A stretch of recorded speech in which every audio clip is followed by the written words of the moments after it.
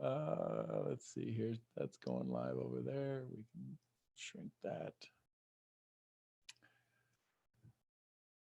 And that's live stream over there. Make sure it's muted. Last things that we're listening to are muted. That's muted. There we go. Speaker view. Good morning, everybody. There's Nikki.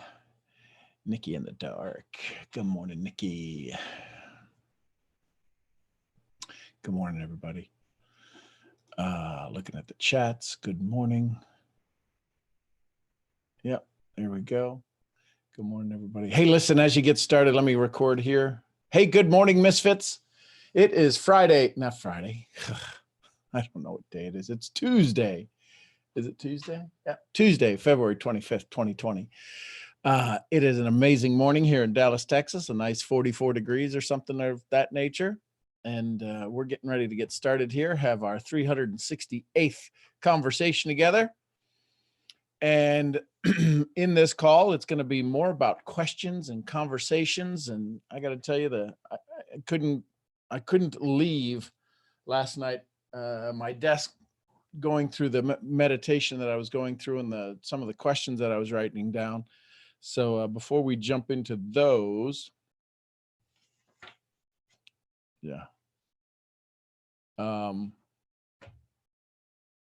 ahead and send out your 3 messages. 3 messages or more. If you're new to the call, let's see how many, we got 25 souls on here. It's still a little early, but good morning, everybody.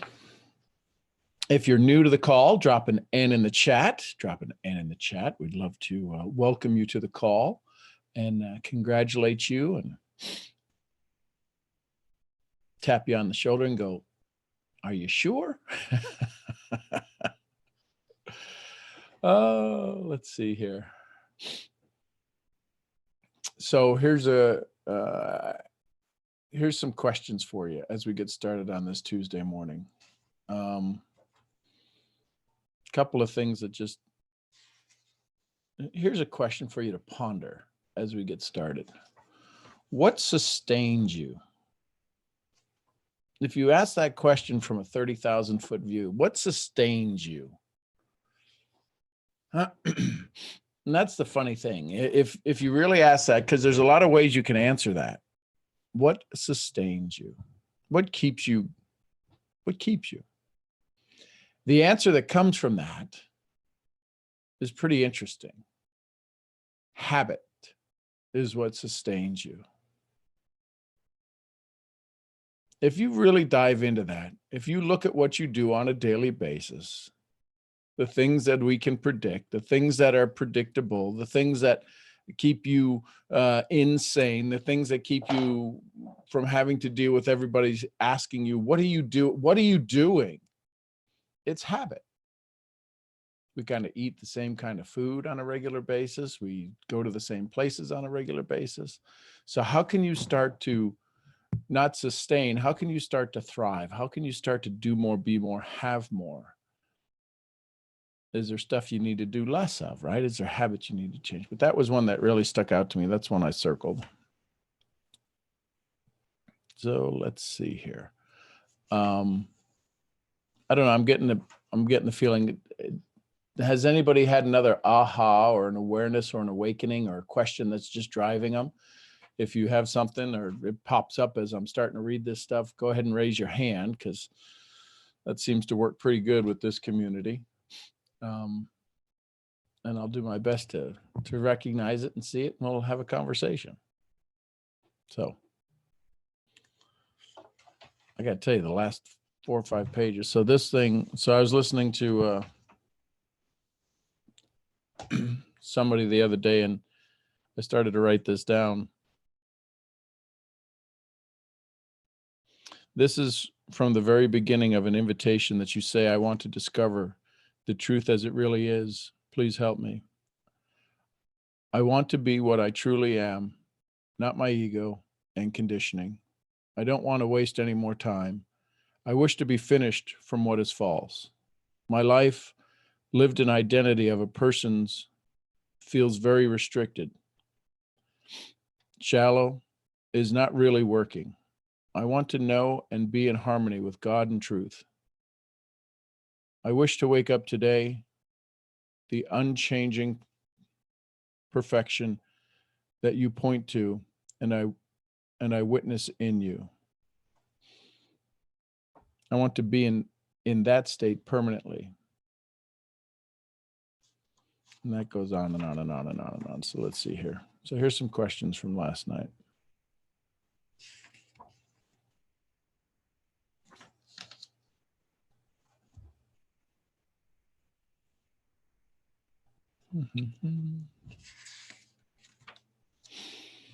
Okay. What are you looking for? What are you looking for, searching for? It's already behind the eyes of the one searching for truth. Think about this for a second. So this whole thing downloaded when I wrote down that sentence.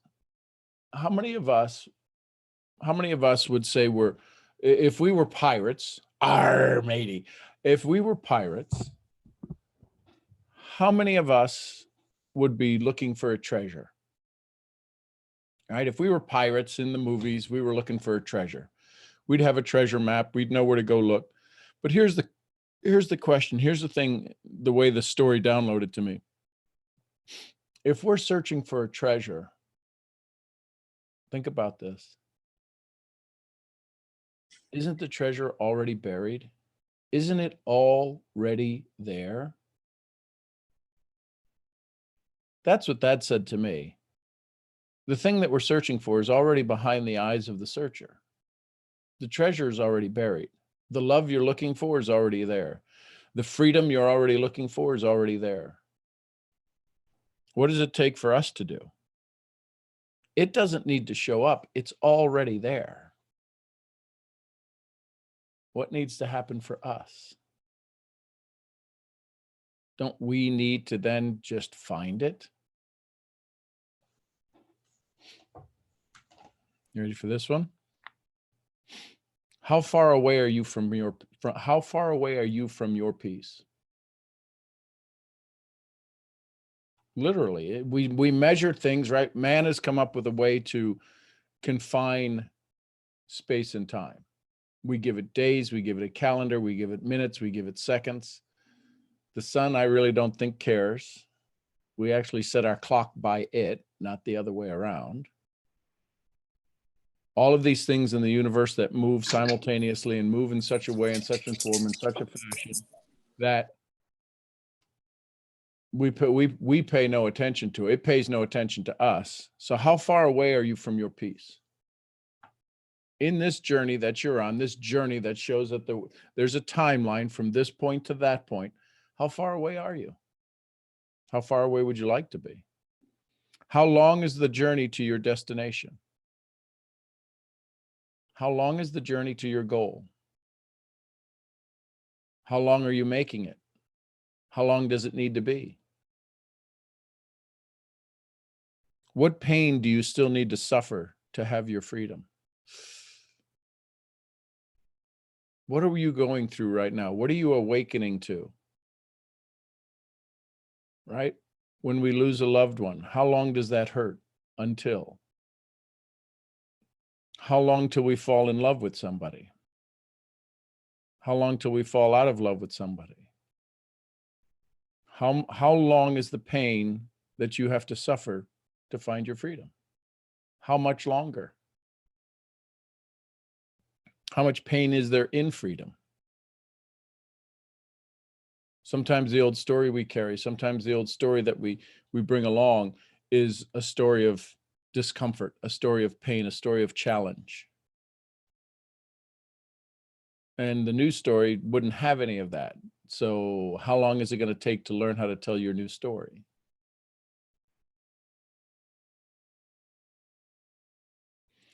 What do you choose not to believe about your own ability?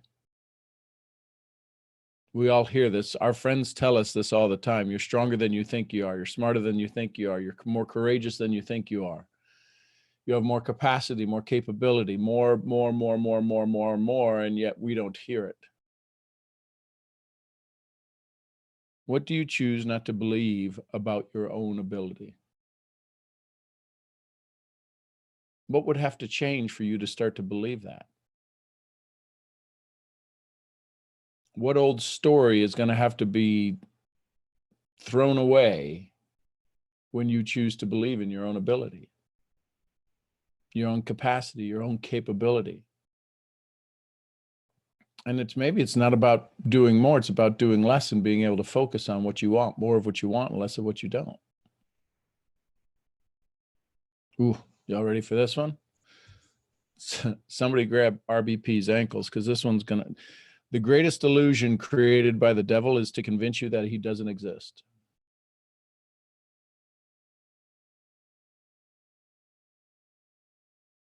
The greatest illusion about the devil, fill in the blank, about your greatness, is that the enemy tries to convince you it doesn't exist. How many of you have achieved greatness? Shami was talking about this the other day, that she realizes that she's done some amazing things. The exercise we talk about it at least a couple of times a quarter. Take some time, write down 50 things you've done that you're just amazed that you got through, that you were convinced couldn't have happened. You didn't have the capacity, you didn't have the capability, you didn't have the personality, you didn't have the skill set, you didn't have, fill in a list of 101 things, and yet you got through it. The greatest illusion created by the devil is to convince you he doesn't exist. What illusion are you following at this moment? What illusion, once you focus on, loses its power? What battle are you losing because you're failing to use understanding? This is a tough one. There's many memories that I had where this just absolutely, I could see it clearly. Didn't understand, couldn't express it in words this way. But many times up to this moment, what battle are you losing because you are failing to use understanding? The you're wrong, I'm right, you're wrong conversations. Not understanding where somebody's coming from, not understanding the mindset they have, especially in our profession, especially in this business of the sharing economy, the sharing of economies. I don't know why they don't get it. They're idiots. I can't believe they don't understand this. I wasn't using understanding. So I lost that battle. So what battle are you losing because you are failing to use understanding? So when we look at, again, love Shami, love the conversation that happened yesterday. When Rhonda expressed the same situation from a different perspective, it might have been, okay, that might have worked. Had he listened to the conversation in a different way, he might have operated differently. What does it take to be in a state of understanding?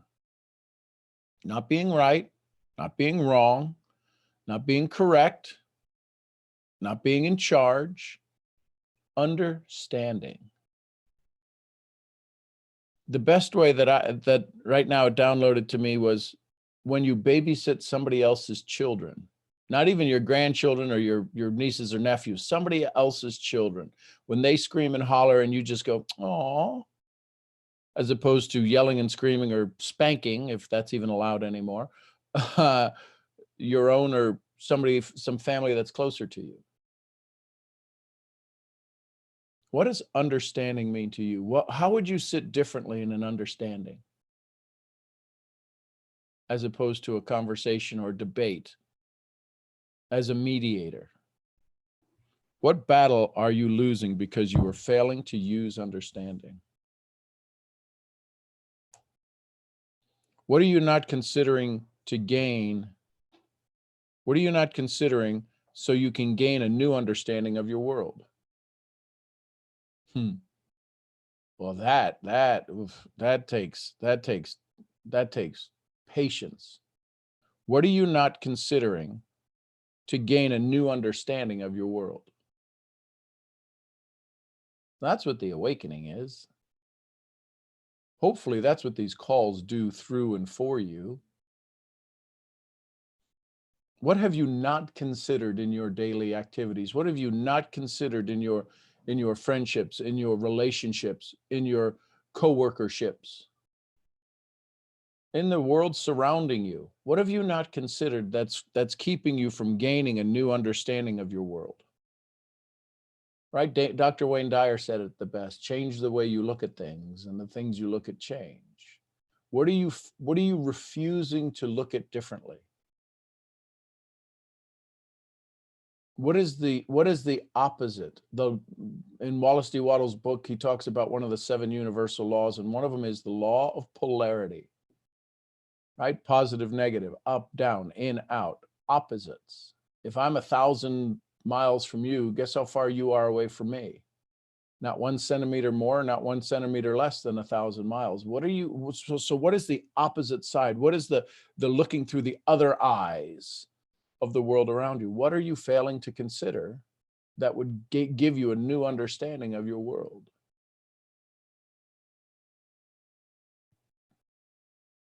What is your understanding to be free?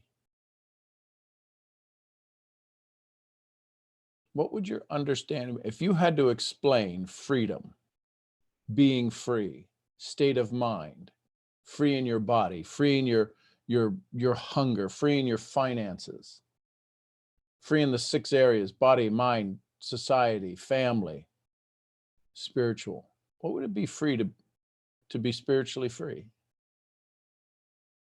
What would that feel like? What would that sound like? What would it look like? What would you hear?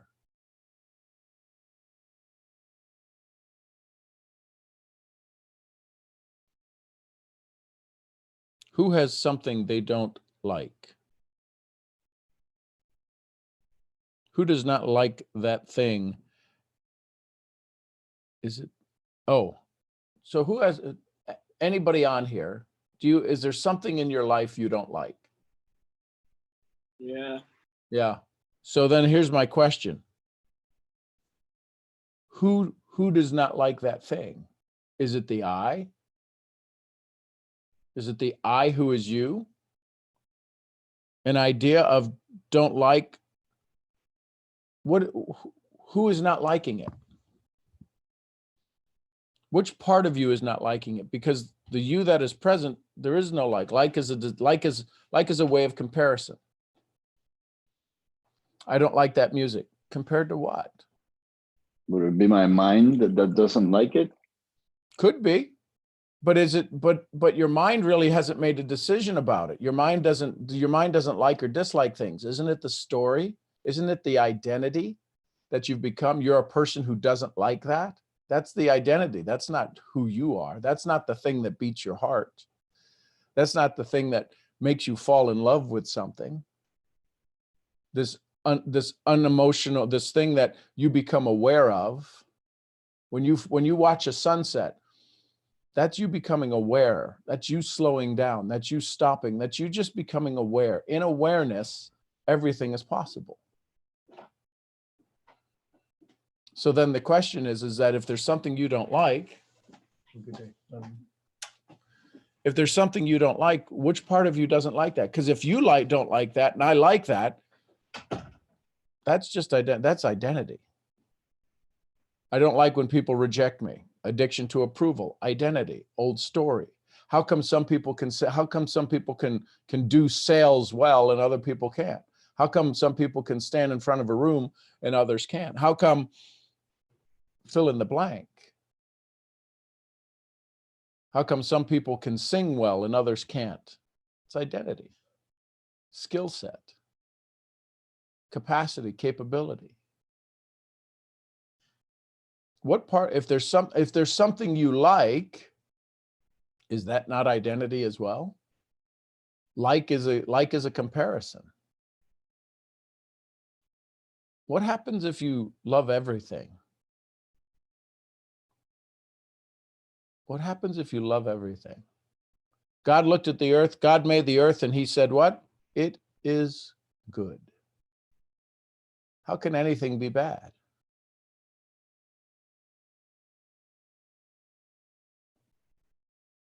Interesting concept.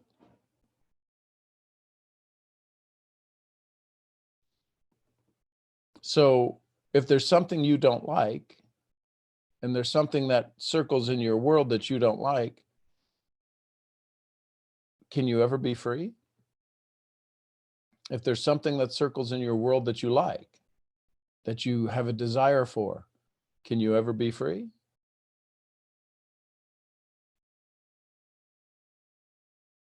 I really want that. Is that freedom? To desire to have more money, to have more people in your team, to reach the next rank? Are you free?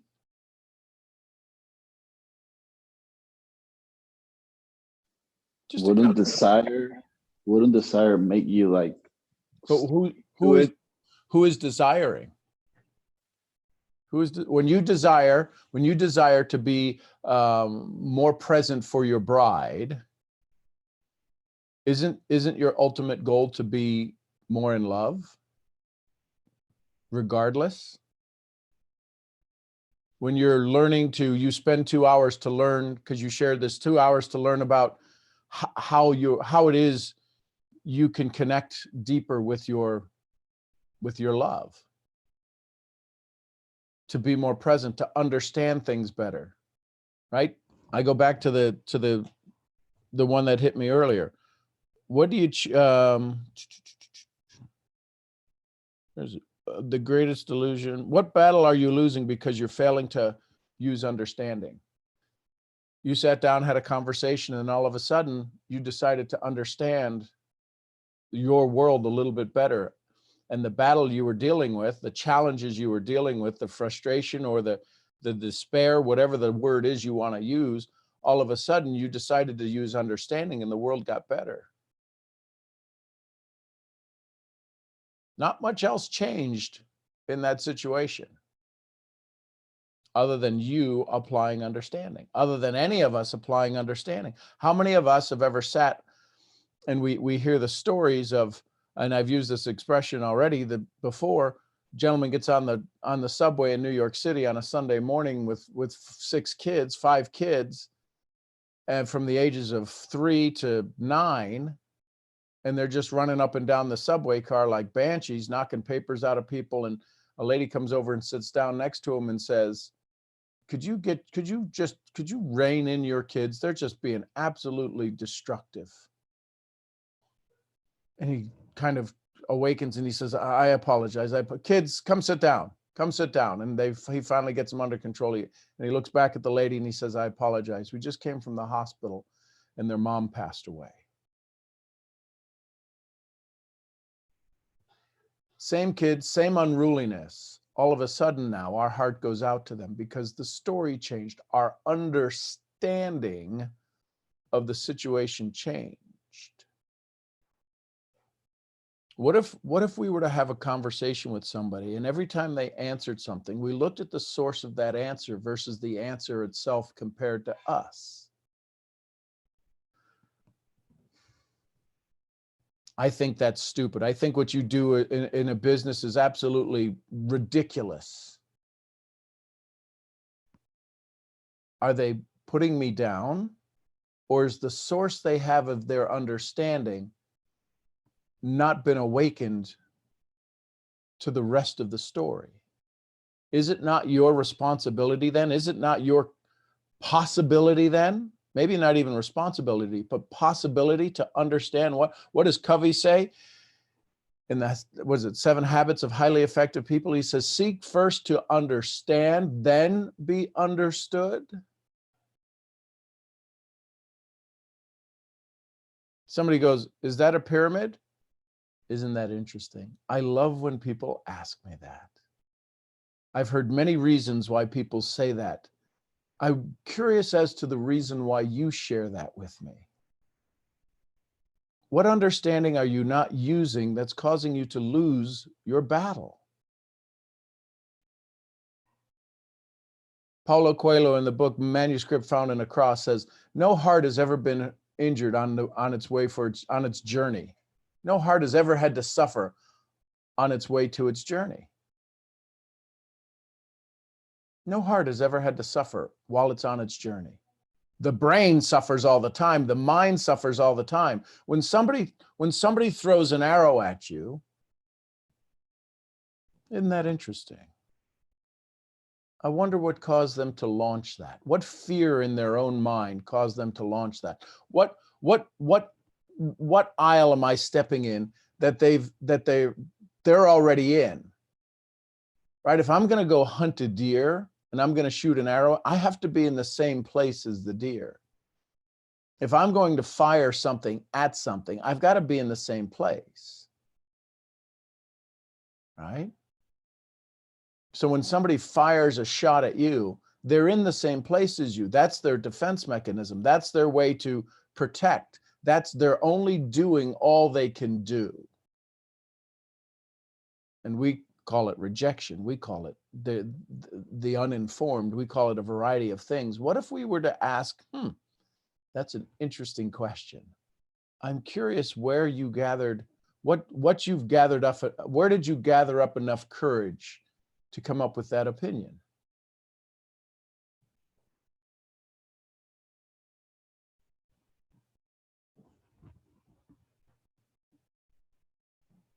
Here's a question for you. Where will you find your invitation to your true peace? Where will you find your invitation for true peace? You're looking for it, you're searching for it, you're on the hunt for it. You're on this call, you're on another call, you're on lots of calls, you're in lots of books. When or where will you find your invitation to true peace? How many times have you had it and maybe never opened it? How many times have you opened it and never read the card?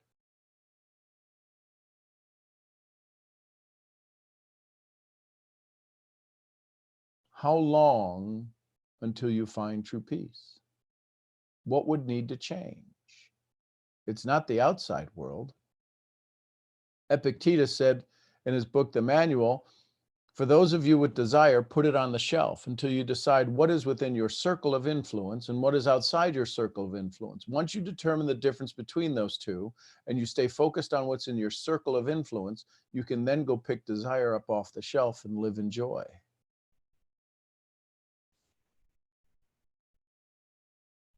How many of you are trying to read my invitation for peace, hoping it's yours? How many of you are trying to read somebody else's invitation to peace, hoping it's yours? How many of you have picked up other people's invitation of peace? Here's a tough one, just download it to me, and didn't hand it to them.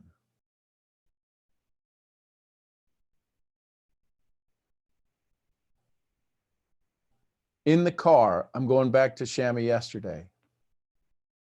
In the car, did not both of them have an invitation to peace?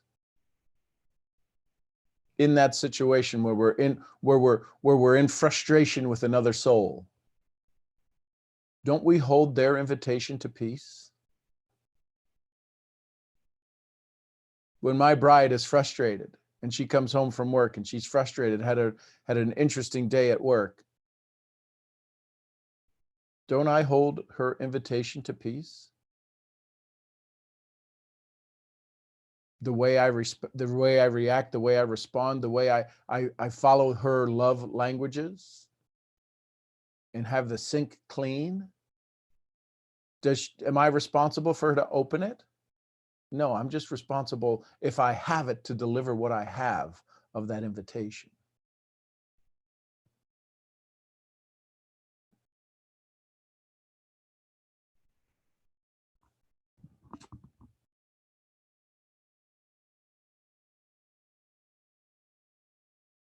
What are you already? What are you already? Are you free or are you in pain? I know my answer to that is in pain. I'm not free. I work on it. I have glimpses of it.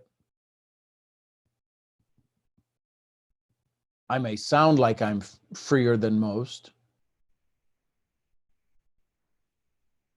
It all, the pain always exists. What go back to the other one? The greatest delusion created by the devil is to convince you that it doesn't exist. And when you wind up with these, when you wind up at these peaks of new awarenesses, you're like, wow, this is amazing. And the devil goes, yeah, get comfortable here. You're so good here. This is it. I would just rest here.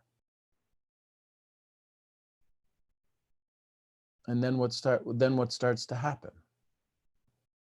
Pain slowly settles in. We don't change our habits. We start to habitualize. We start to become comfortable at this, right? Money doesn't give you freedom. It makes you more of who you already are. So does poverty. If money makes you more of who you are, so does having less. When people lose and they become angry and spiteful and mean, guess what's going to happen when they cross back over that comfort zone?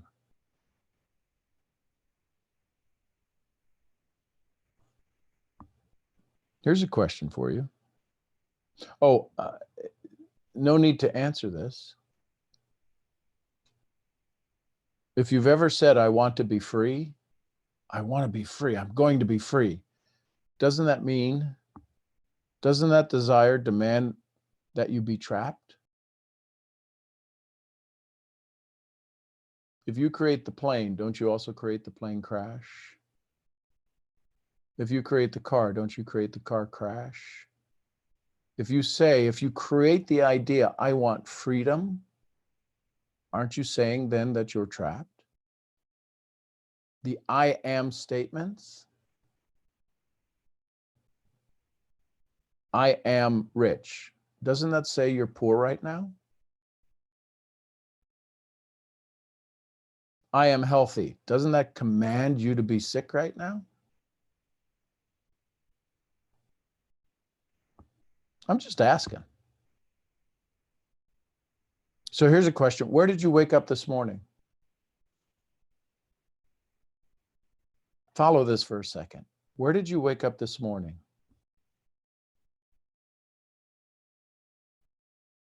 Where did your consciousness deliver you to? And where did it deliver you from? If you slept and you had a decent sleep, at any point at all that you slept, you can toss and turn and you could be restless, but if you slept and you happen to get into the fourth stage of the sleep cycle, you had to be at peace. You were unconscious. You were in a state of freedom. You were in a state of painlessness in order to sleep, in order to get into that state. Where did your unconscious deliver you to upon waking? When you were coming to, when you were becoming awake, did you wake up in a state of frustration, aggravation, check your phone, look at the time, got to do this, and all of a sudden your day just piled on? You didn't get enough sleep. You didn't get enough done yesterday, and you started off before you ever left the bed with, you're not good enough, or something different. Where did your unconscious deliver you to?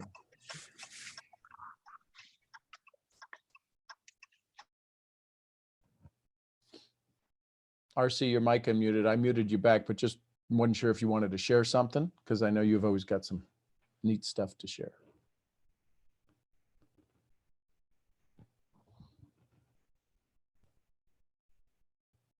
Where did your consciousness deliver you to? Did it deliver you to freedom? Could you imagine when you go to sleep, you're let out of prison and they take your body and they put it outside the prison. And as soon as you wake up, if you realized you were free, would you run back into the prison? Or would you stay outside?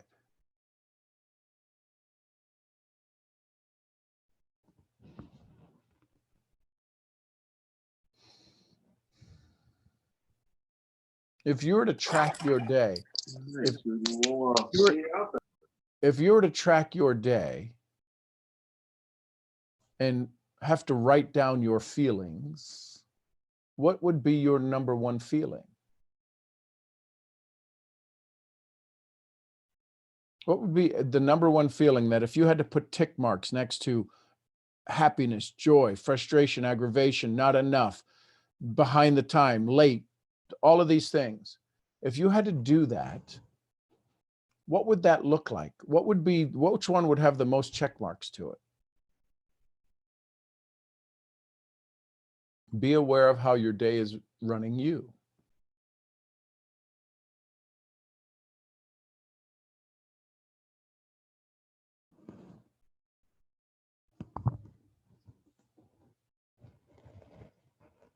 What is stronger? Is there anything stronger than your ability to observe? Think about that. What does it mean to observe?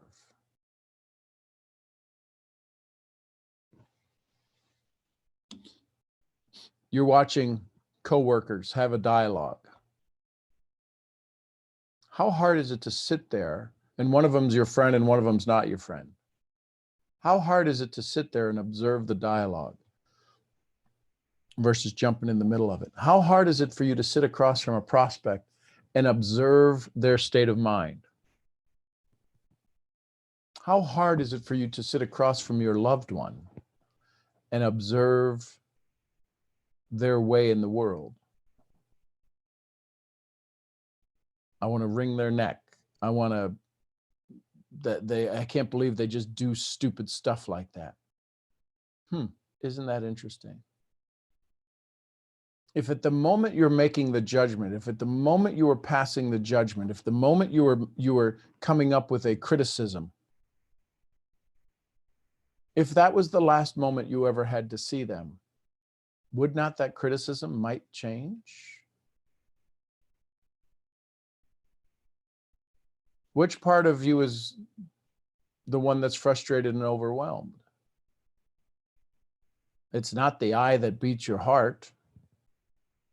It's not the I that pats your kids and can fix a boo-boo with a kiss. That's not the part of you that's frustrated or overwhelmed. That's an idea that somebody said you're supposed to be more. Somebody said you're supposed to do more. Somebody says you're saying that somebody else is supposed to do more, be more. Frustration and overwhelmed is a decision. It's an idea. If it can come and go, what can come and go in your day? What can come and go in your world? What can come and go in your world? If it's a thought, it's not reality. It's not real. I can think of the tree outside and that thought can come and go, but that tree is still outside my window here. My bride left this morning. She came in at a particular moment that wasn't good for my conversation. That's a thought. That's an argument I'm having with a thought that nobody's even in the room right now.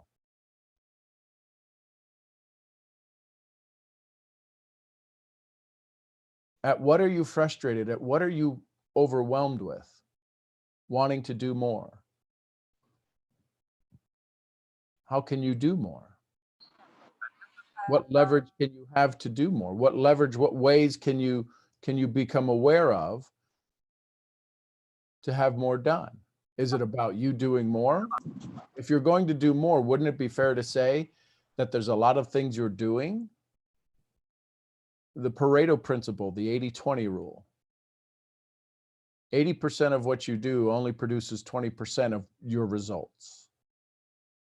20% of what you do produces 80% of your results. What is the 20% you can work on? What is the focus that you need to do to achieve the more, right? The list of 21 things in 5 minutes.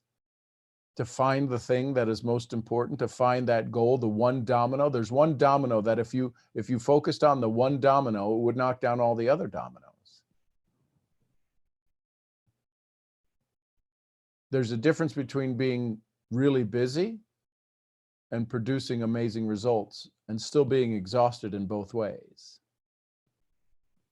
Multitasking is usually a challenge. So those are some pretty big questions again. Let's see if there's anything here before we go into Q&A. Oh, here you go. This one will help kind of wrap up this morning's conversation. Think about a magic act, right? Misdirection, all of those things. Think about a magic act. When an illusion is seen and not understood, it has authority. It has control over us. How can they think that way? Isn't seeing somebody do something a particular way? When I see Mason do something a particular way with his 16 years of experience on this planet, and I see him do it, I'm like just amazed that he could even do it that way. It is an illusion to me that somebody could think of doing something that way. Right? When a magician does something, we're like, how did you do that? How many times have we said, why do you do that? How could you do that? Follow me? It's an illusion because we don't know how it happens that way. But watch this. When an illusion is seen, it loses its power. That's called removing, listen, this is going to be tough. That's called removing the ignorance. Are we not ignorant when we watch a magician do something? We're like, how do they do that? It is an illusion. But once you know how it gets done, right? The magician with the black mask that was breaking all of the codes and showing people how the magic acts were done. It was a TV show for a while. All of a sudden, the ignorance was gone. What illusions in your life are requiring you to give up your ignorance, to give up your unknowing? When we look at things from a different perspective, change the way we look at things, and the things we look at change. Oh, okay, I could see how you could do that. When an illusion is seen, it loses its power. That's called removing the ignorance.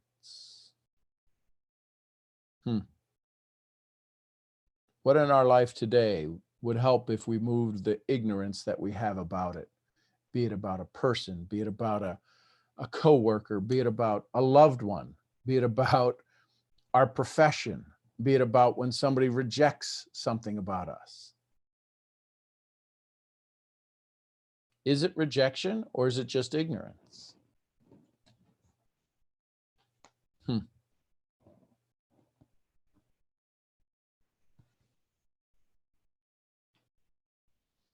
Lots going on there. RBP, check in. Yeah, that last bit right there. You know, you've heard the quote, ignorance is curable, but stupidity is forever. That goes hand in hand with that. That hit me pretty hard because like one of my sweet souls a couple of my sweet souls on this call, there's times I have a really strong personality and I live in a world full of stupid people. And that keeps me from walking in forgiveness and grace and love. And it keeps me in ignorance. Because when you remain in ignorance, your relationships suffer. When I remained in ignorance to my husband's love language, it caused our marriage to be really rocky. And I actually pushed him away. And I kind of did the Heisman run with the football, life tucked in one hand and the stiff arm on the other. Yeah, I kind of did that in our marriage. And then I kept wondering, well, why doesn't he want to hold my hand? Why didn't he want to sit by me? Why didn't he want to kiss me? It's because I kept giving him the strong arm to the face or to the gut. And it was ignorance. And as you were sitting here talking about that, it started unfolding even more in me about how sitting in that ignorance, it actually goes backwards of what everything you just said. If you start at ignorance and work backwards, it'll take us to the beginning of the phone call, because ignorance keeps us frustrated. But we think we're frustrated at everybody else. And what it is we're frustrated at our own ignorance. And in order to lay down our own ignorance, we've got to get better information, but we've got to get out of frustration, and we got to get back into love. And in order to get back into love, you got to be able to sit and observe. It goes exactly backwards what you just did. Every step, if y'all wrote it all down, every step will remove ignorance. So it's interesting that you ended on ignorance, because ignorance is curable, but stupidity is forever. If you choose to remain stupid and not walk out of this and gather more wisdom, you're going to remain right there. If you want to be bold, or lack of better words, if you want to be ballsy and say, you know what, I'm ignorant. When you admit to your ignorance, there's opportunity for you to change. If you know, what are your possibilities?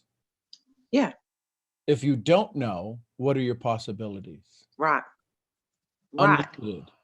So in the knowing, in the idea, in the definition, we know only what we know. But if we go in a state of unknown, of openness, of caring, of love, it's unlimited possibility. Well, and when you go into love, there's freedom. But see, our society tells you when you go into love, you're going to get hurt, and that there's no freedom, because then you're entangled and you're frustrated. And it's actually who tells you that? Somebody who hurt. Yes. Yes. So they're ignorant. You're listening to ignorant people. Yes, that's exactly it. And that's what I was writing down, is who you're around and what you're listening to is so vitally important, which is why Sean mentions music. I love music. I love music. I love a good beat. When I was an aerobics instructor, I loved that beat. I love it.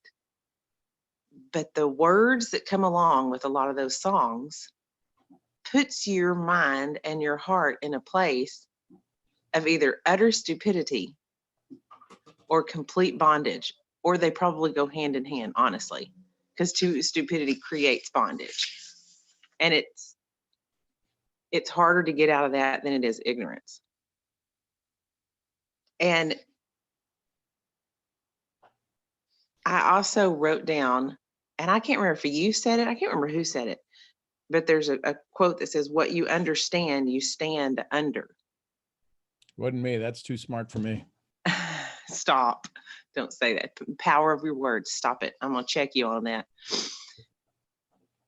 So if you're proudly wearing, like yours truly did, the shield of strength, and I already understand all this, and you're not going to hurt me, and I'm standing under just stupidity. And that's what I'm representing as a badge.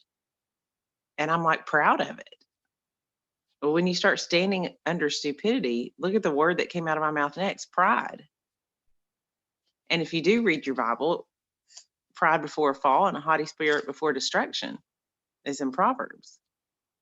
So ultimately, if we can't get out of the way and get into a place of observation and love, we're just remaining in stupidity. If you can move over to ignorance, that's better. That's even healthier. But I think the hardest part is to observe yourself. And I think that's one of the biggest things that's happened to me in the past year is self-observation. And for two reasons. There's more than two. Sometimes with people grabbing your head and going, look over there. No, Sean never had to do that to me. Not me. No. You may want to look over there. That thing's on fire over there. But self-observation, it's hard, but it shines that light of interrogation on yourself. And you have to realize that the reason the relationships around you are the way they are is because for me, it was my mouth and my actions. But I'm going over there going, but I'm such a nice person. I'm such a sweet person. How could all these mean things be happening to me? I couldn't even observe myself. And once I began to observe myself, I began to realize the place where I speak from, the words that I speak, the words that I'm hearing.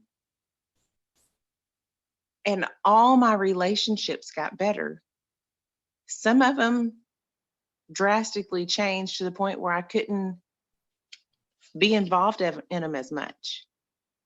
So all these questions that you just gave us, Sean, is actually, in a sense, a roadmap to wisdom. And golly, you know, getting it at 45 is fantastic. At least I'm getting it finally, thick head. But if you could, the people that are much younger than me on this call, if you could get that now and realize he just laid out a roadmap to wisdom. And what's funny is he's on the same path. That's why he's asking himself these questions. That's why they're questions and not answers. Right. And no one's going to arrive on this side of heaven, but you sure could get on the right path. And while you're on the right path, you sure could wave some big billboard or put some more big billboards up saying, hey, it's a lot easier over here. Hey, when you walk in love, you find more love. And you don't have to get love from somebody else because it's already inside of you. This whole conversation is an amazing opportunity to step out of the world's view and society's view and stupidity and into ignorance and into a place of humility where you can humble yourself in front of yourself or in front of God or in front of a really good friend.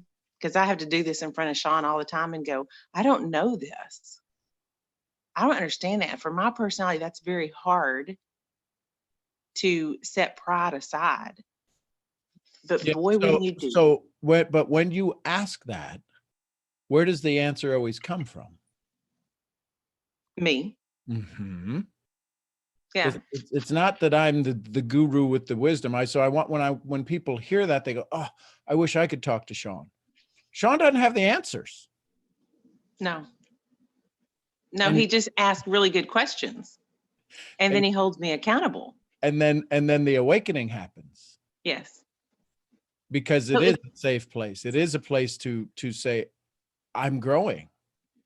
Yes. But it's scary to grow in front of some people. Because some people are at a place where they're still in stupidity.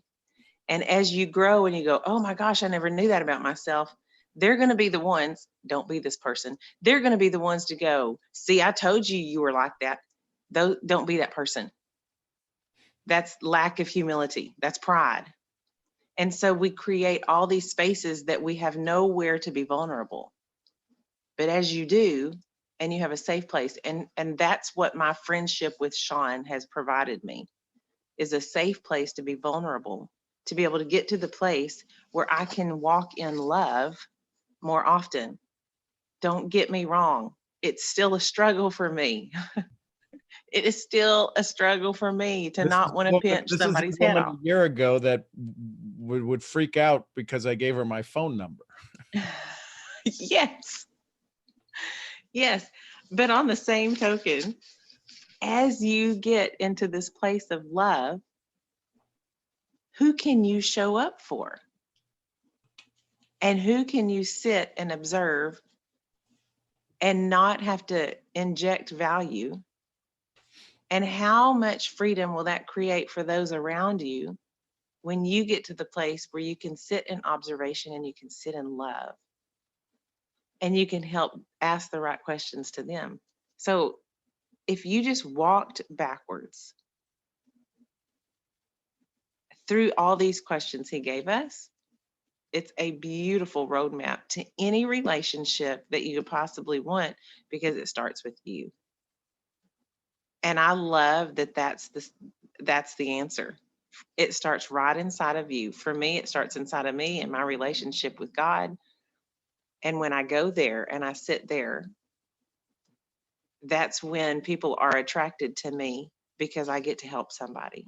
So I don't know if what I just said helps somebody. It helps me if it doesn't help anybody else, which is fine. And I will be selfish for that moment, because if there's anything we know about Miss Rhonda, is she still needs a lot of help.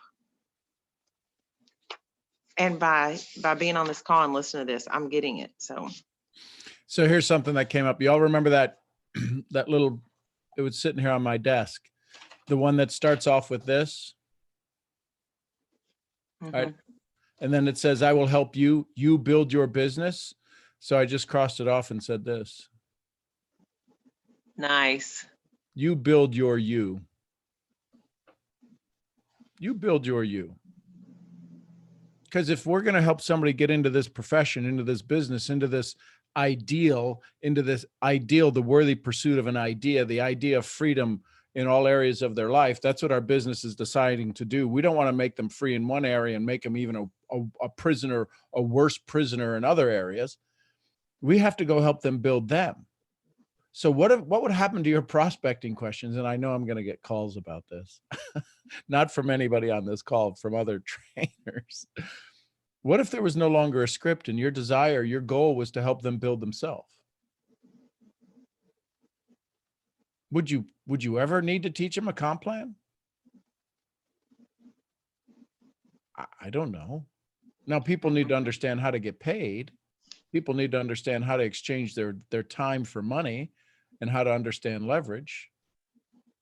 But what if you sat down as a mom and you sat across from somebody and you just became the best mom ever? You became the best dad ever. You became the best brother, sister, uncle, aunt, cousin, friend ever. What might change? What would happen to the language used about this business model? Because network marketing is the name of a business compensation plan. That's what it was in the lawsuits. Network marketing was allowed to be used as a business model, not a profession. We're in the shared economy. We're in the friendship economy. We're in the I'll help you, you help me economy. But what business are you in? You're not network marketing. That's a business model. You're not that. You're a human being having a conversation with another human being. You know how many of my friends found the love of their life through this business model? It's the greatest thing on the planet to them. It's relationship economy. It's a variety of things. But why don't you go, I'll help you. I'm helping you. You go build you. You go build your best you. But I'll help you. I'll help you go do that. We got Manny on line one. Go ahead, Manny.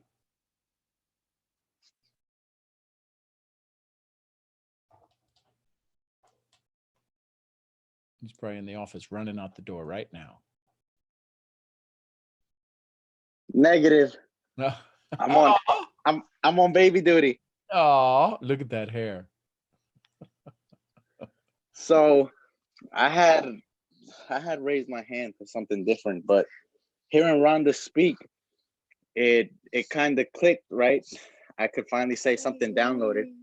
That victim mentality that we have as human beings, that why me? And there's a documentary on Netflix with Tony Robbins. Yep. I don't know if anybody's ever seen it, but he says whatever's happening is not happening to you, it's happening for you. And that's kind of just like what kind of clicked when Rondo was speaking. But I don't know what I'm categorized under, right? Ignorant or stupidity or whichever it may be. But I'm probably not gonna word it right. But can you fully be a loving person decided not to love some people, right? I don't know if that question makes sense, but I have a coworker that I work with, and I'm gonna say he's a very moody person, and his just like overall energy is just not something that my energy clicks with. And I've gotten a lot better. It used to like irritate me a lot, but now it just irritates me a little bit. And So who changed? I changed. So then can't you change more? Yes, which Then is why are you leading to my why are you drinking the poison hoping it'll kill him? I don't want it to kill him. I don't want to kill myself either. Right. So then just stop. Just fall in love with it. Use it as an experiment. Sit and in observation. Observation, you don't have to pass judgment. Oh, isn't that interesting? Why do you have to give it a title? Why do you have to judge it? It's not yours to judge. I know it's not. So then why do it? Because that's part of your story. So when you choose, when your daughter soils her diaper, do you like absolutely lose your stuff? not in a mad way. No. But so it's exciting. Could you imagine if, God forbid, yesterday had been 2 days and your daughter hadn't gone to the bathroom and all of a sudden they pooped? You want to talk about how excited parents get about when a kid poops if it hasn't pooped for a couple of days, right? Yep. So what if seeing that guy, what if being able to sit with that coworker and absolutely be in a state of absolute joy, they paid you 10 grand a day, but you had to be in absolute joy. I guess my pride in me is saying I don't know if I could do it. Sure. Well, then, so why have pride?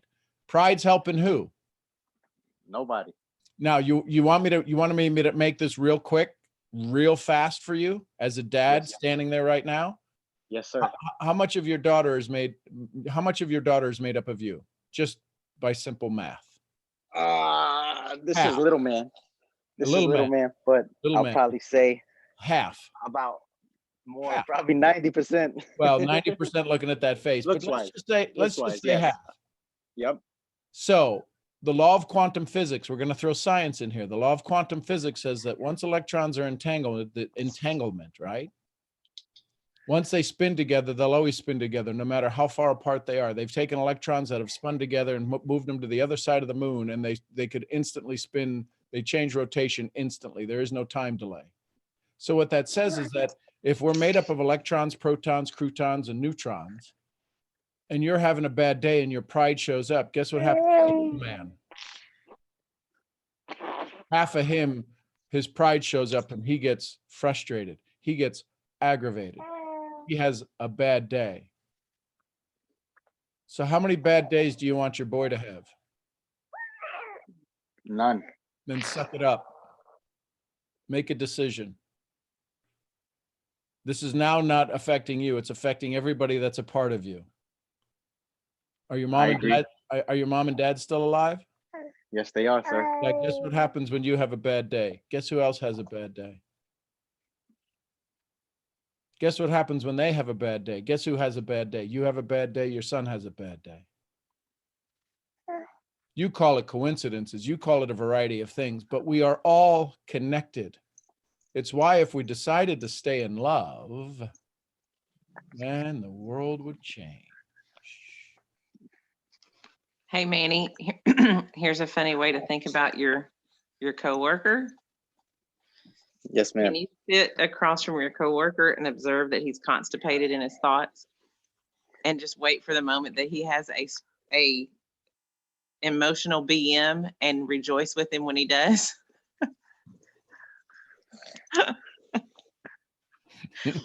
Can that give you a better way to look at him and go, poor sucker, he's just constipated in his thoughts. We will rejoice when he finally passes this. And I can say that is most of, I'll say probably 70%, right? 70% is that, like, man, like, I hope his day gets better. Oh, like, oh, I wonder what he's going through. I have that 70% of, not pity, I wouldn't call it pity, but I guess selflessness, you could categorize it. But that 30%,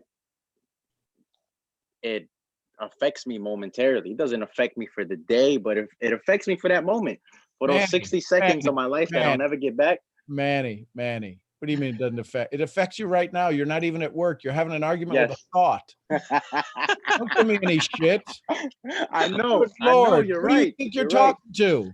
You're 100% right. It's not about me being right. You're just giving me fat. Well, the 30% really doesn't bother me. You're talking about him this morning.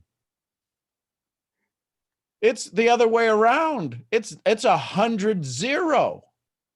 You're losing the battle. I don't even know why you're fighting it.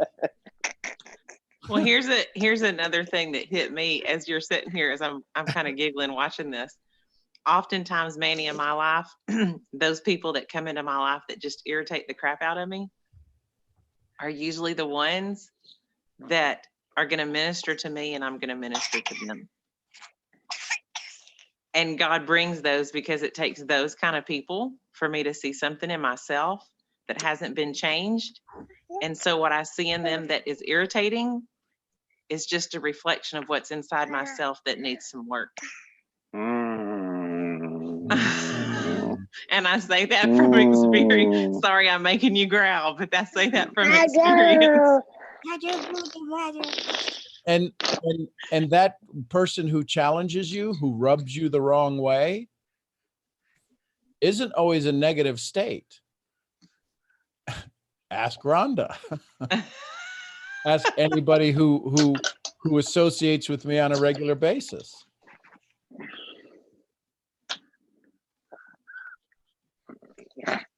So I guess, Manny, probably the questions you need to ask yourself is, as you sit in a time of peace and quiet, I ask God, what is it that I'm supposed to learn from this person? Because I told God I'll learn from anyone. I might learn what not to do, and I might learn what to do, or I might just learn what it looks like when someone is doing something or when I'm doing something. So what is it that you're supposed to learn from this person? And when you begin to do that, you do the whole perspective change.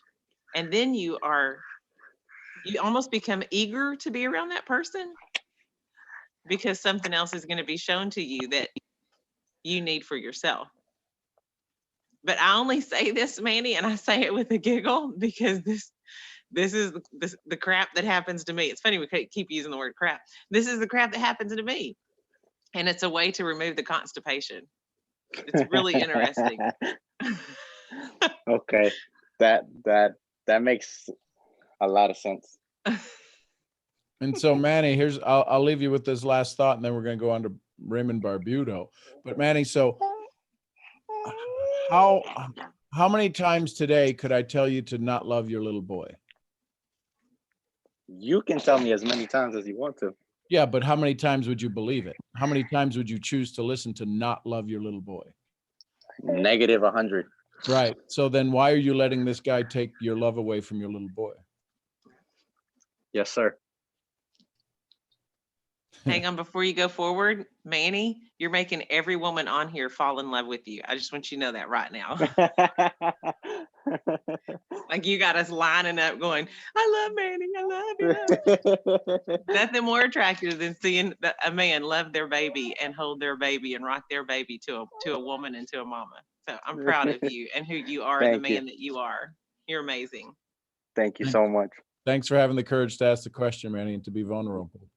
Thank you, sir. I love you, brother. Love you too. Mr. Ray Barbuto. Let's go to Ray Barbuto. Well, I hope some of the things this morning, I'm going to be able to help a few of you. Too often making a difference can feel overwhelming because we feel that we are not in a position to actually make a change. Every one of you that are on this call, I cannot tell you, as I always say, how proud I am of you, how proud I am of each and every one of you. Why do you come on these calls with Sean? I believe because the passion that's inside of you, this man fuels that passion all the time. I heard the other day, I don't know who it was that said about making decisions with your heart. I can tell you through experience, don't make decisions with your heart. Make decisions with your mind, because if your mind is right, then your heart will always follow. For most of you, and for actually all of us, we are all humans. We all experience the same human conditions. Let me ask you, at some point in your life, have you ever felt like a misfit? We actually call ourselves misfits, but have you actually felt like a misfit, an outsider, like you didn't belong? Maybe in certain situations you have felt that you weren't good enough, that you weren't smart enough, pretty enough, strong enough, talented enough, experienced enough, and even capable enough. Have you ever been scared to say you're sorry? To say I love you? To say it's over? Maybe scared to speak up, step forward, to try and fail and then be embarrassed? Have you ever been afraid to tell someone or even introduce yourself to somebody? Have you ever felt uncomfortable and a little awkward in a group of strangers? I have. Have you ever felt alone or lonely and disconnected even when you were surrounded by people? Have you ever felt ashamed because of you have let somebody down, or maybe because you have let yourself down? Because you know you could have and should have, but you didn't. Have you ever felt a way over your head in something that you've done? Have you ever felt like an imposter, or maybe even a fraud, and certain that you were going to be found out and exposed? Oh, yeah. Have there been times when you have felt small, unimportant, or insignificant in the midst of somebody else's success, comments, or judgments? Have you ever felt that your heart was broken, let down, abandoned, or discarded and left with someone or something better? Guess what? You are not alone. We all feel all of these emotions at some point in our lives. It's part of the journey that God allows us to have. You are not alone, and every one of us is on this roller coaster of life. Just because, well, let's put it this way. Whether you think it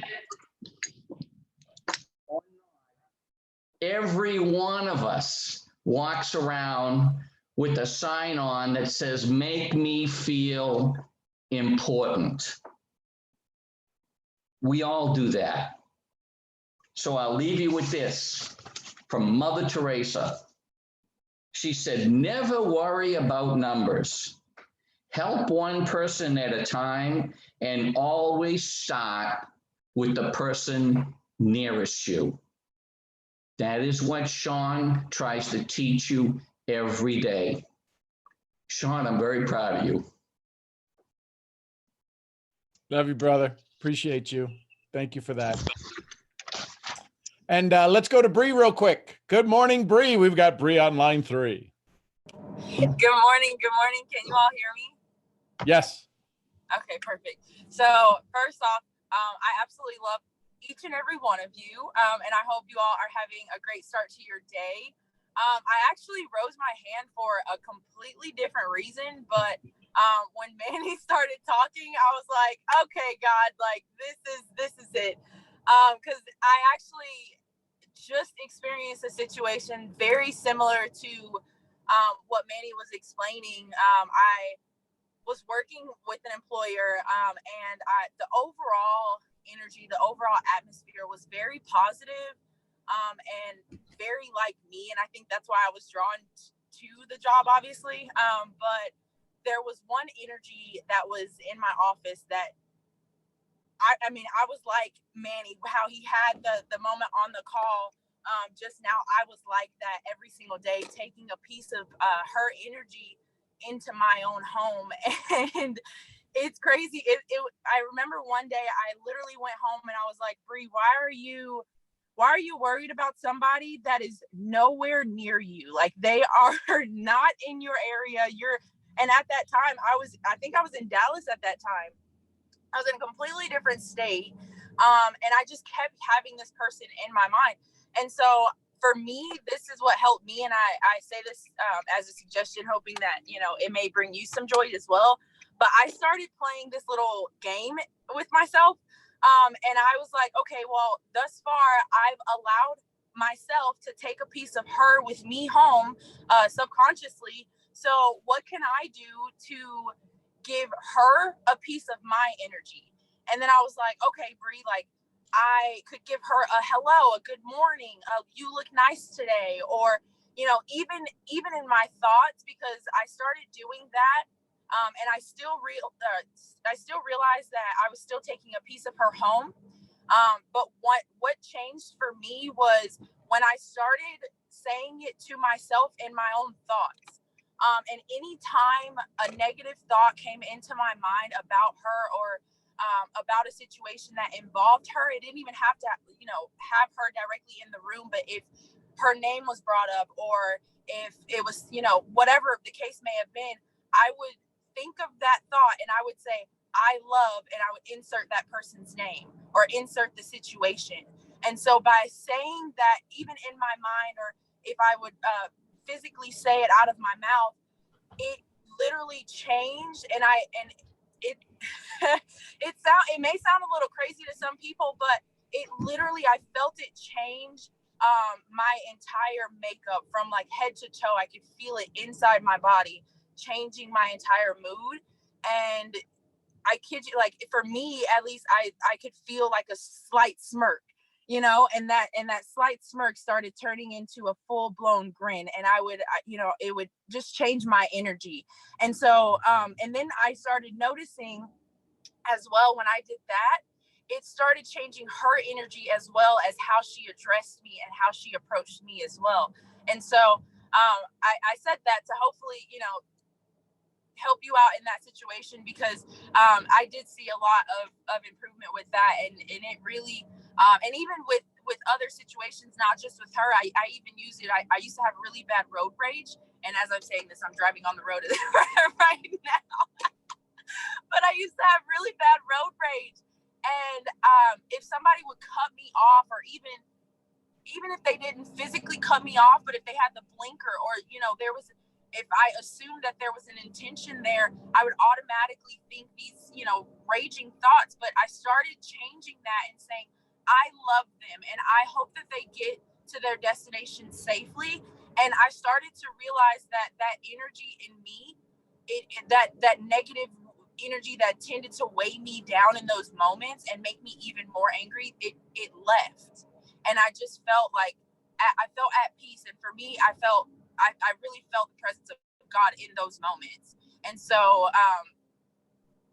yeah, that's that's basically what I had. Well, I love it and I appreciate it. And it just comes back to the power of the vibration of words. Yes. So be careful what you think about, be careful what you speak about, be careful what pours into you. Your input does determine your output, because when you were a baby swinging on a swing somewhere, you didn't have road rage. That was thought into you. Yeah, and I remember you saying so it was, I think it was like a month ago or a month and a half ago or something like that. But I remember I hopped on a call and you asked me a question about my mom when she was 4 or 5 years old. And so I thought about her, and then I was like, okay, well, how can I bring this about to me? You know, how can I bring that level of awareness in my own life? Because I've noticed, at least in my personal walk, I'm very good at pointing out things in other people. But when the situation is on me, I'm just like, no way. And so I used it on myself. And ever since that moment, I have truly realized that everything starts from within, right? And everything does start with those thoughts. And I've started to recondition myself in a sense, because I also study the field of psychology, so that's where I get it from. But I've started to kind of like recondition myself and get back to that childlike mindset of playing and being in the moment and being joyful in the now, but also having hope for the future. Because I've personally been reading oh goodness gracious, The Mystery of Love by Don Miguel Ruiz. Excuse me if I said his name wrong, but I've been reading that book, and it really resonated with me in terms of being in the moment and really being in love, because every moment we don't get back. And if we just stay in that moment and we choose, like you always say, I just taken that advice of choosing joy in every single moment, and it's opened my eyes to so much more. It's opened my eyes to so much more. And so many amazing things that I would have never been exposed to had I chosen to stay in that old story. And so every day I just wake up and I'm like, you're on this journey to a new destination, and it's the physical representation may be unknown right now, but the feeling that I get, it feels like home, and that's the best feeling. I love it. Love it, love it, love it.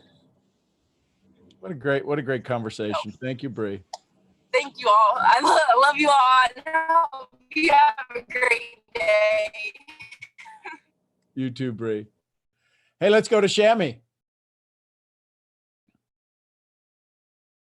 Good morning, Shammy. Good morning. I want to ask, I wrote in the chat, I think like in the beginning of the call, how I know that it's all about the choice that we make about choosing either joy or misery and what we want to choose. But I'd like to ask, how do I let go of expectations? I know yesterday Monique kind of said like that and Rhonda has said it before, how we put it on to our kids, like what we expect or kind of like that. But for me, I'm thinking more about like in my relationship, how do I let go of expectations, like expecting more or different from someone. So could you be more different? I'm trying. Yes, yes, it's the thing, like I've done so much to change, and I'm working on that all the time. So, but when I say could you to be more different, it's not to fit into them. Could you just let them be who they are? Maybe that's the biggest change. right? When it's sunny out, you enjoy it. You're in Florida. It's sunny out, you enjoy it. When it rains out, you could also enjoy that. But does the sun care whether it rains or not? Does the sun care whether it shines on a murderer or a saint? No. The sun is just going to do what it does. What is the core at what you do? What is Shami? Who is she? And how easily can you be influenced by somebody else's greatness, or to use Rhonda's words, stupid people? What? How does that even take you off of your center? When Bree now says, I can sit on the road when somebody puts on their turn signal and not have thoughts of rage. I'm sitting here going, that's fascinating. To think about the way my brain goes to think of how did that story get so strong in her that people can actually have road rage.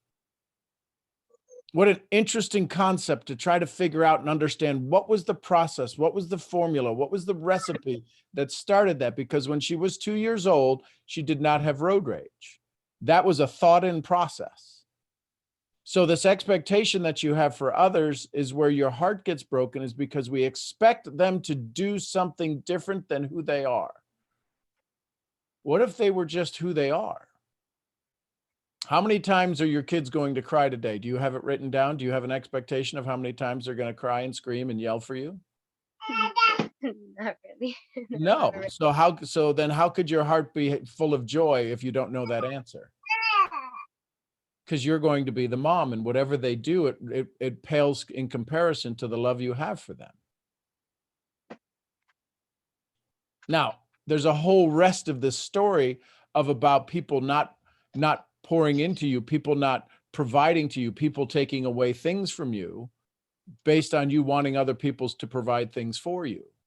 There's a whole nother rest of the story. The recipe of expectation says, I expect this because at some point in my life, I've never had this. So therefore, that's what I want, because somebody took it away from me at some other point in life. That's where it comes from. Expectation is trying to fill a recipe, is trying to create a cake that it's never going to get cooked. And therefore we're in constant change. We're in constant chase of the expectation, knowing kind of full well that it's not going to happen. But yet we hope. We're in the state of hope that it happens. I'll go back to this saying. Where is it? What battle are you losing because you are failing to use understanding? Now, easier said than done. Mm-hmm. So I'm gonna let RBP jump in. Yeah, because I'm feeling this strong, Shammy. Here's what hit me as you started talking. I'm sorry, Rhonda. When he said that question, I was like, wow, like I have to write it down. But that question really stood out to me. Yeah, that question goes exactly what was downloaded to me while I was hearing you. Can you hear me okay? Yes. Okay. And what I wrote down, and this is my observation. What I wrote down is, I feel you're speaking from a place of fear. And fear keeps us from moving forward. Fear's a liar. Fear is that I told you so moment. And fear, I wrote down, fear makes us do the antithesis of who we really are. It makes us become the antithesis, the opposite, the total opposite of who we really are. And so I wrote down, what must I get from that person to complete me? Is what fear makes you ask. What do they have to give me for me to be complete? But then I wrote down the antithesis of that is, or can I be complete without their input? And when you sit in a place where fear isn't the authority in your life, you don't have to get anything from anybody. And when you get to the place where you don't have to have anything from anybody to complete you, then you don't have to worry about that "I told you so" moment. You don't have to worry about that, "Oh, this is going to bite me in the butt." You don't have to worry about that. Yes, antithesis is the synonym for opposite. Yes, it's the same as being the total opposite. So our society sits in a place of fear because it's, I told you so. I told you that's going to happen. And it has an attitude, is what it does. It has an attitude, and it's based on fear. And when you react out of fear, and the only reason I can tell you this, Jamie, is I reacted to my husband from a place of fear all the time. All the time. Yes, it was all that bowel movement taught from Ray. He had to go. When you sit in fear and fear grips you and you speak from fear, you can't help but expect bad things to come at you or to you from the person that you're speaking with or worried about or loving with or in a relationship with. So observe, that goes back to Sean saying where you're sitting at, observing yourself, seeing what emotion you're sitting in, what state of mind you're sitting in. But I feel you speaking from a spirit of fear because I've been there and I know this conversation and I know what it feels like and it sounds like, and it feels super real. But when you identify where it's coming from and what it is, you can have a clearer point of view and realize it's just like my relationship with my husband and my relationship with my friend Sean. Neither one of them complete me. My husband doesn't complete me. Sean's friendship doesn't complete me. They both bring me things that help me. Whether they say something I want to kick them in their teeth, or whether they say something I want to hug their neck. And so the expectations should only be put on yourself. What can I expect from myself? And then from the people in your world, instead of living in fear, you can live in a place of anticipation and excitement as to what kind of love will I see from this situation if I sit in a place of love. I hope that's coming out right, because fear is a liar, and fear traps you and keeps you in a state of mind to where nothing good can come in. Because if something good came in, then fear would have to leave. And fear's like that house guest that stays too late at night, that you ready for it to leave and they won't leave. That's how fear that's how fear appears. But at any moment and at any time, it can be ushered out by sitting in love, and instead of anxiety and worry, trade it for love and hope, love and understanding, love and forgiveness. You know, y'all know I read a lot of Bible, and there's a scripture over all the different types of emotions, and it says the greatest of these is love. And there's a reason a book that old tells you to sit in love, because it's the safest place, and it's the place where expectations are only on yourself. But I feel you, Shammy. I do. I feel you. And I hope what I'm saying makes sense to you. I hope what I'm saying is giving you some understanding, because where you're at it's a challenging place where you're sitting right now. 3 babies and trying to make a relationship work and happen. And it's, like you said, you've just been back together for a short time. But oftentimes I have found that all my relationships get better when I sit in love, and I don't know that y'all understand this term, cow kicked by Sean with sit in forgiveness. Sit in forgiveness. And I'm like, golly, and I have to learn to forgive them and forgive myself. That's how she hears it. I say, forgive. And she hears it as a cow kick.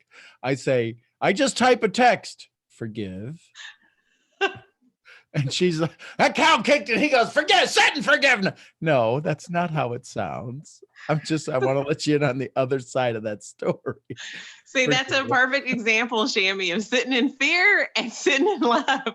Those moments where I get a little fearful and I get a little agitated, and Sean has to, and to him, he's just over there gently reminding me. And to me, it has to be a slap in the face. So, Shammy, did that help you at all, what I just said?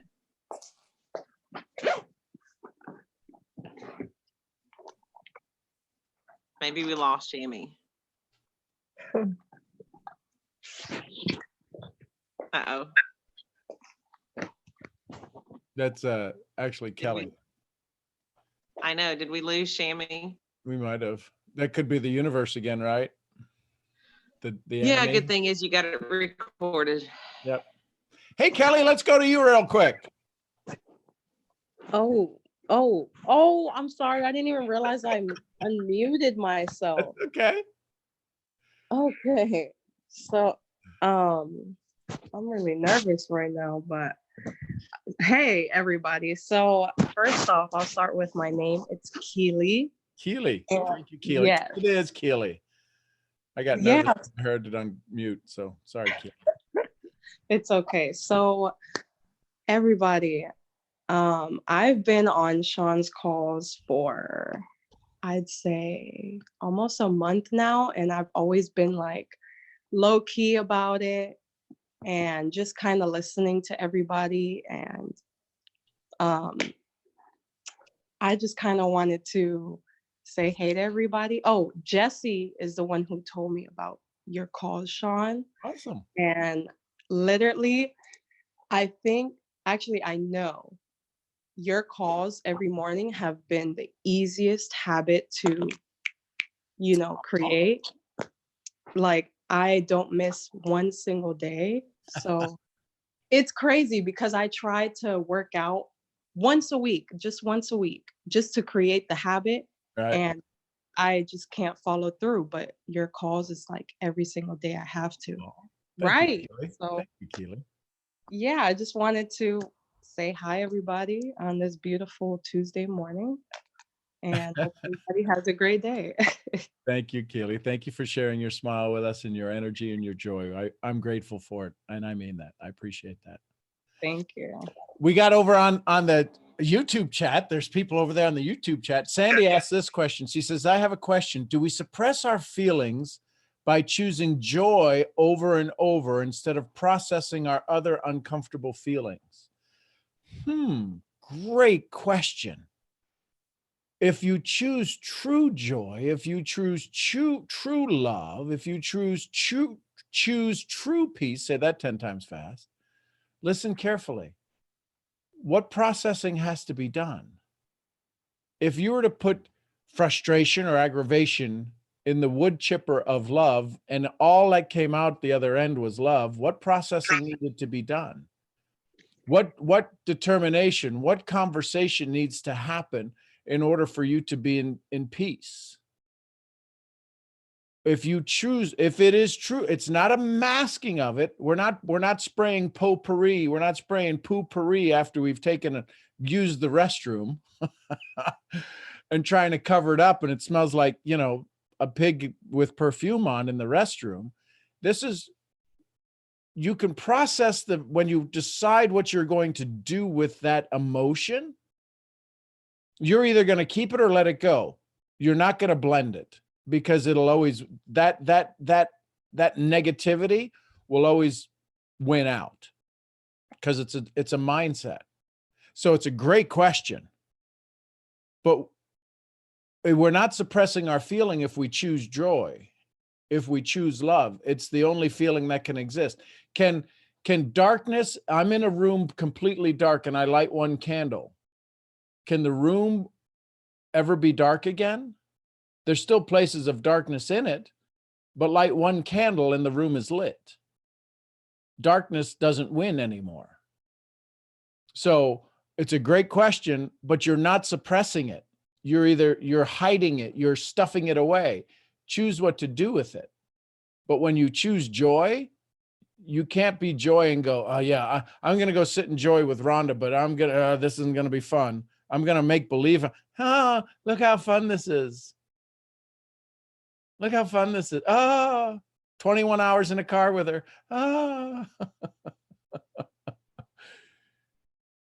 It's one of those things. It's the Yoda, right? Do if you can. Do or do not. There is no try. Right?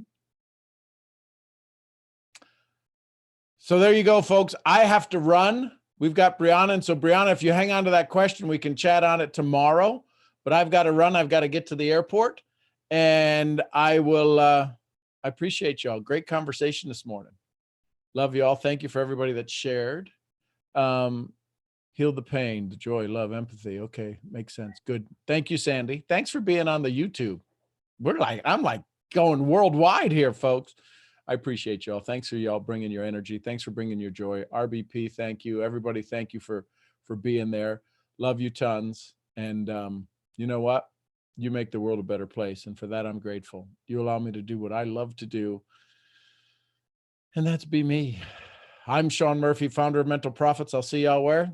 At the next event. Y'all tell each other bye and you love each other. Bye, y'all. Love y'all. Bye, guys. Love you. Bye, everybody. Have an amazing day. Love you all. Everybody have a blessed day. Love you, Misfit family. Love you guys. Have an awesome day. Thank you.